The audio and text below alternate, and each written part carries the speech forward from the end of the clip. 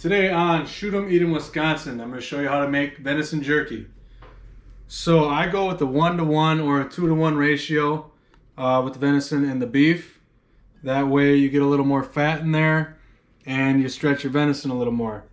So to start, you got your ground beef and your ground venison, and then you pick whatever seasoning you're going to want to do for your jerky seasoning.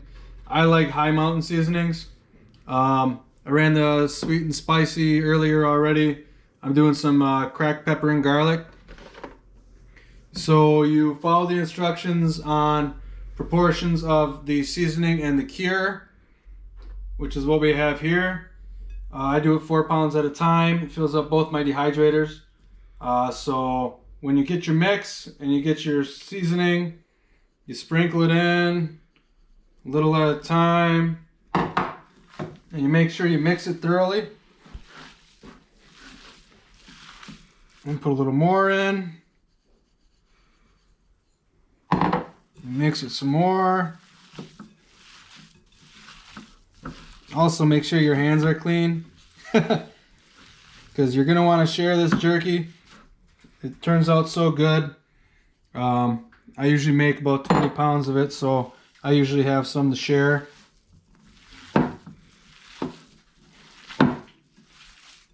So you just mix it up in there really good.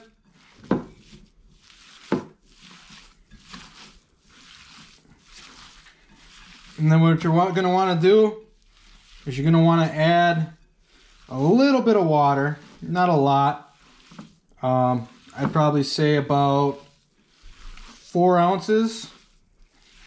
And then mix that up in there. That'll get it a little stickier. It also helps the seasoning and the cure get sucked in a little better. But when you're done mixing this, what you're going to do is you're going to want to put it in the fridge. So put a piece of wet paper towel over it and put it in the fridge for 4 to 12 hours, I'd say. I usually just do 4. So I'm going to put this to the side for time purposes. I already have some prepared. Also for time purposes, I already filled up 3 out of the 4 racks in my one dehydrator. I'm going to show you filling the top one. This is what I use to squeeze it out. I like the strips. They also got sticks as well. So when you're filling this, you want to make sure you don't have air pockets, because then as you're squeezing it out, your jerky's not going to be whole. You're going to get air pockets. It's going to be a pain in the butt. So when you're putting it in there, you really want to make sure you push it all the way down and you move your fingers to the side kind of to get out any air pockets towards the bottom.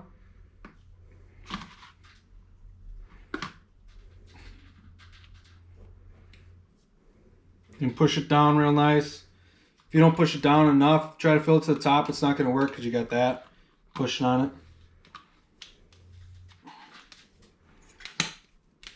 Once you get it in there, squeeze a little bit just so if there's any air in the end, it comes out.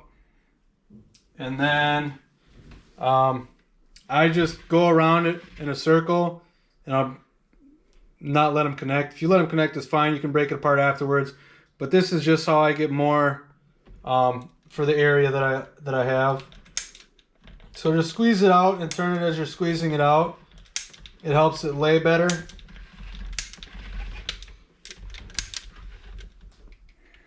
Break it right before the end.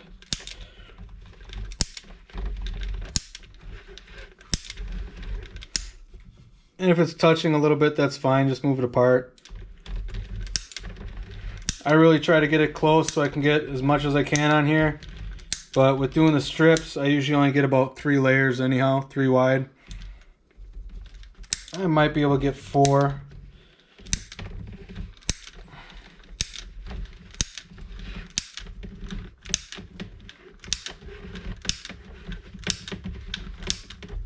See, there was an air pocket there. I was going a little too fast. It just separated. That's fine. Just make sure it's not touching, because then you'll get one big clump.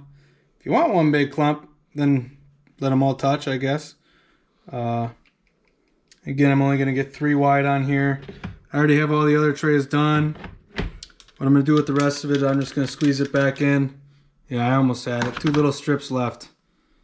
That's all I had left, but what happens happens. So then you're gonna turn on your dehydrator like that, and I found 5 hours with this dehydrator, the Presto food dehydrator. 5 hours gets it perfect. It's a little tough, not really tough, as tough as you're gonna get with the solid jerky, but turns out perfect. A little secret though, what I like to add in is a lot of bit of crushed red pepper. I like my jerky spicy, and a lot of the seasonings you get, I like these guys because it tastes good, but a lot of their stuff isn't really spicy. Even the sweet and spicy isn't really spicy. So I put in a bunch of crushed red pepper, and that's my secret. So don't tell a whole lot of people, just make it yourself and have them guess. Or tell whoever you want, as long as they see it on my channel. So that'll be it for today on Shoot 'em Eat 'em Wisconsin. Make sure you subscribe and hit the notification so when any of my other videos come up, you'll see them. Pretty soon I'm gonna have another video up on venison bites and asparagus and potatoes. Tastes really good, so subscribe and follow for notifications. Thank you very much for watching my channel.